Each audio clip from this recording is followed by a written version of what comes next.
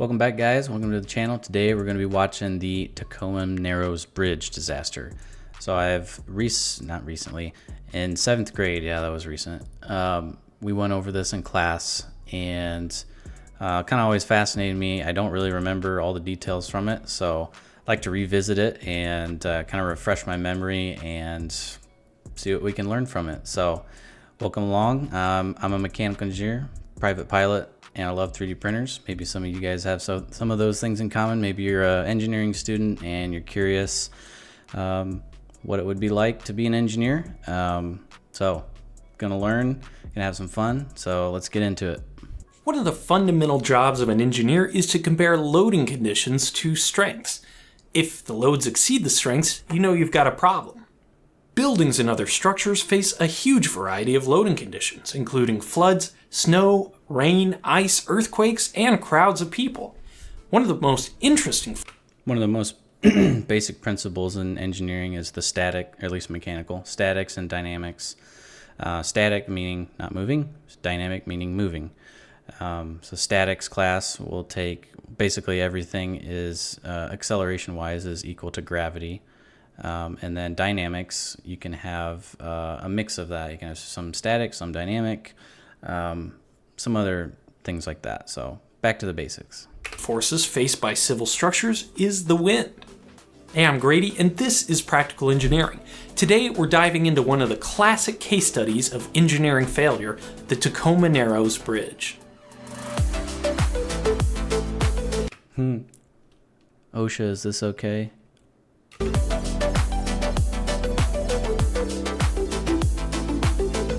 This video is sponsored by the Great Courses Plus. More on that later.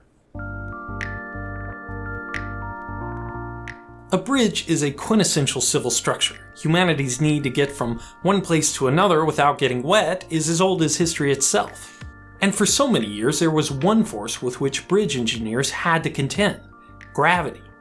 The fundamental question of bridge design was this: how can we hold up the structure itself and all the people and vehicles that may cross it against the force of gravity pulling them downward? And secondary to that, how can we do it economically for the least cost to the public, since most bridges are funded by the taxpayer? So over time, bridge designs evolved with our understanding of structural engineering and ability to create better construction materials into lighter and more efficient shapes, one of those shapes being the suspension bridge. Before that too, another thing you'll learn in statics is triangles. So triangles are really cool because they cancel out the load. So if you have a square, you have the triangle running through the middle. This is why SOHCAHTOA, or all your sine, cosine, and tangent functions are important, is because you'll use that to calculate forces with finding angles and solving for forces in trusses. An example problem might look like statics truss problem. So here we go. Yeah. So an example would look like, yeah, we did these all the time in class. So you would have your fixed, rigidly fixed. This one looks like it's got, so yeah, right here you can see this has the rollers on it, so it's free to move in this direction, but it's fixed obviously in this direction. But this one is fully fixed. So you'll have a force applied on this, and you need to calculate the different forces on each of these points based on these input forces. And you'll have your triangle, you'll know your distances, or you'll have to solve for them. Here's a really good truss example right here. You'll have all these, and you'll need to solve for forces in member FE, for example. Those are perfect examples of what we did in statics. San Francisco Bridge. A suspension bridge is essentially just a deck, 2 towers, 2 main cables, and connector rods which suspend the deck, hence the name. The primary advantage of suspension bridges is that they can so efficiently span long distances with only 2 towers, reducing the amount of material required and, more importantly, the cost. This advantage of being able to span long distances while minimizing material gives suspension bridges their iconic slender and graceful appearance. But that same lack of material reduces the rigidity and stiffness of the structure. Where before bridges were generally stiff enough that gravity was the only load that needed to be considered, now a new force started to impact their designs: the wind. In July 1940, the Tacoma Narrows Bridge opened to traffic between Tacoma, Washington and the Kitsap Peninsula. At the time, it was the third longest suspension bridge in the world. Financing construction of the bridge was a major obstacle, which led the state to pursue an innovative design. Rather than the originally proposed trusses, the bridge used two narrow plate girders to stiffen the deck, giving the bridge its iconic steel ribbon appearance across the Puget Sound. Say it looks pretty proportional to like the San Francisco bridge. Looks like it would work. Unfortunately, that analogy extended beyond its appearance. Even during construction, it was apparent that the bridge was too flexible, even under moderate winds. Construction workers gave it the nickname Galloping Gertie. Only 4 months after it opened, the bridge collapsed in dramatic fashion. In fact, this failure was so dramatic, there's a good chance you've seen this video before.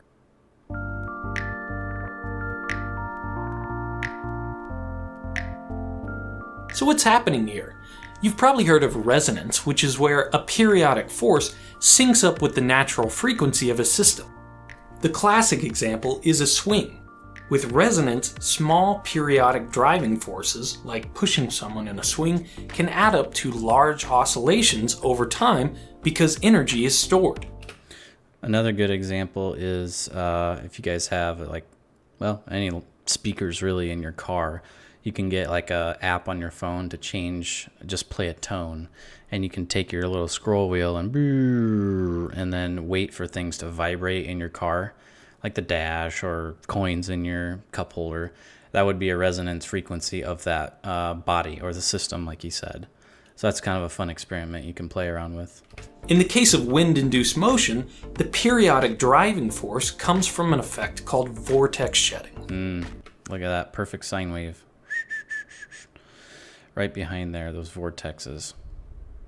This is where fluid flowing past a blunt object oscillates as vortices are formed on the backside.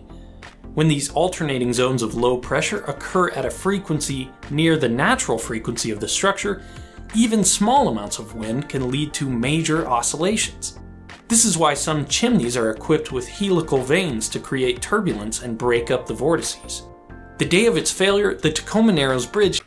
So that disturbance behind that in that fluid, that CFD simulation, so this also causes lots of drag as well, which is not good.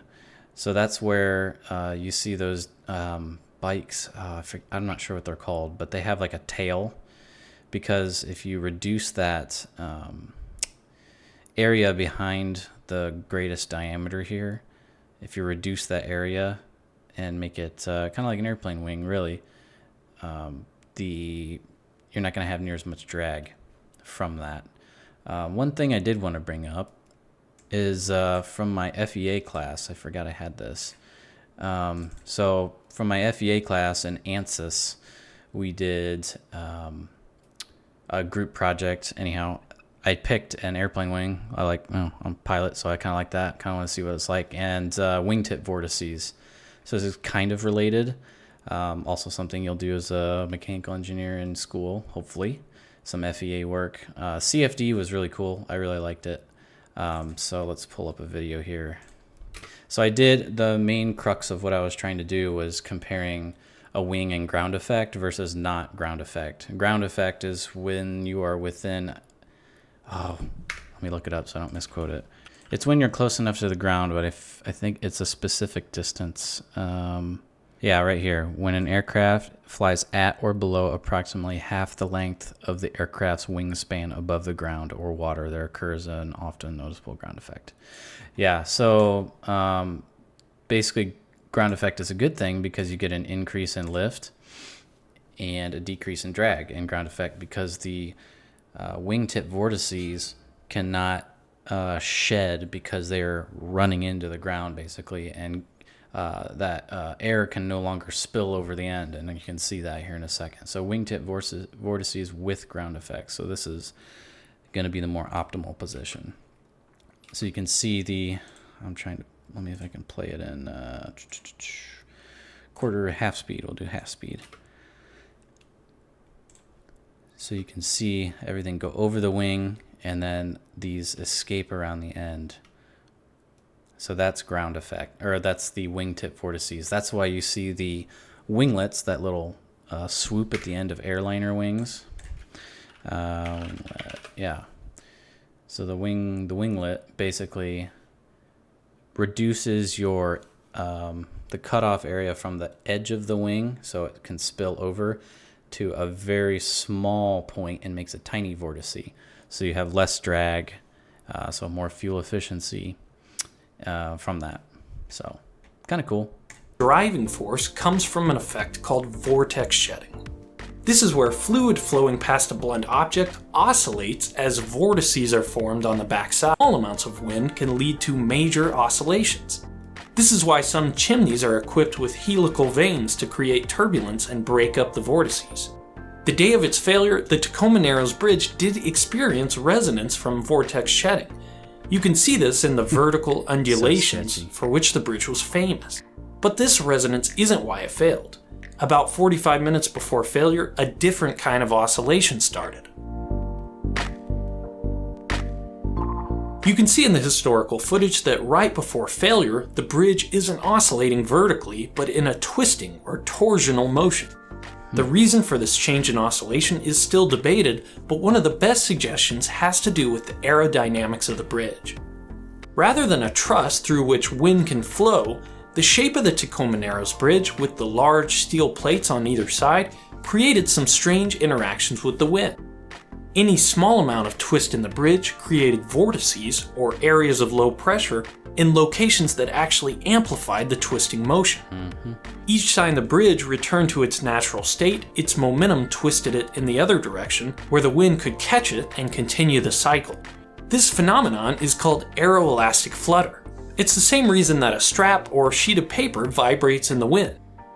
It's a completely separate mechanism than resonance from vortex shedding because the periodic forces are self-induced from the naturally unstable aerodynamic shape of the bridge.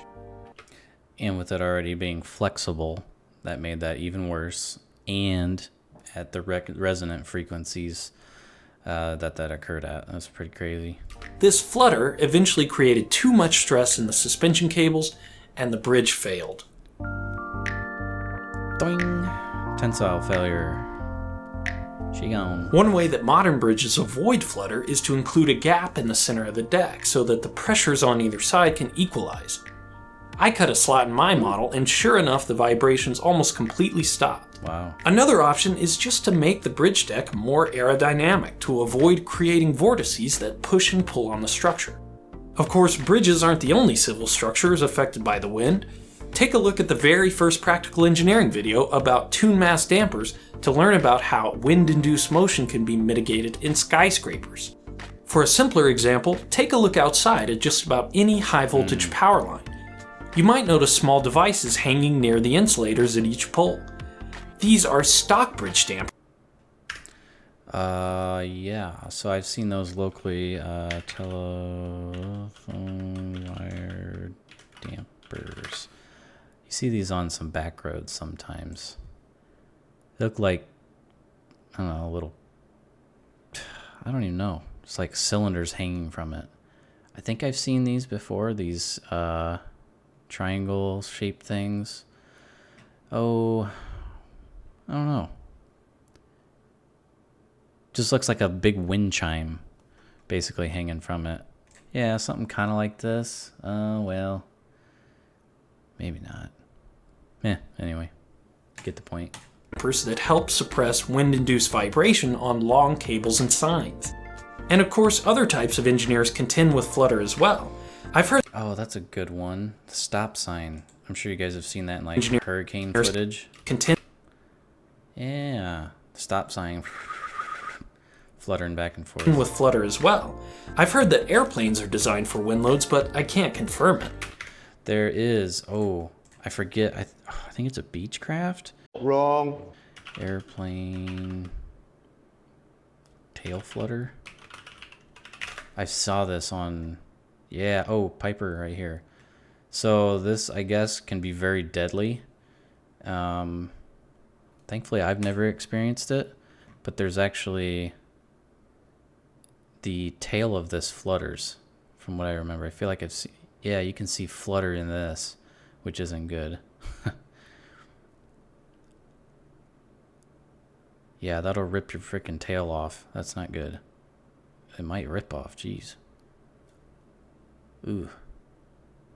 Yeah, so if that flies off, then you have no attitude control, and you're toast. These days, we have a much better understanding of the variety of loading conditions that can be faced by bridges and other structures, but much of our current understanding has come from failures of the past. The case of the Tacoma Narrows Bridge is Just like the Titan sub. If you haven't seen that video, check it out. a well-known cautionary tale that's discussed in engineering and physics classrooms across the world. The main lesson isn't necessarily that you should make sure to consider aeroelastic effects when you design a suspension bridge, even though you definitely always should, but I think more importantly, it's a reminder of how profoundly capable we are of making mistakes. When you push the envelope, you have to be vigilant because things that didn't matter before start to become important. Unanticipated challenges are a cost of innovation, and I think that's something we can all keep in mind. Thank you for watching, and let me know what you think. Cool. Well, that was interesting. I do not remember the vortices and the eddy currents on the backside of or how that moved that, and how the channel through the center of that helps alleviate that. That's really cool. I don't remember that at all. So yeah, I definitely learned something today. Hopefully you guys did too. If you did, drop a like, maybe a sub, and look forward to seeing you guys in the next video. Peace.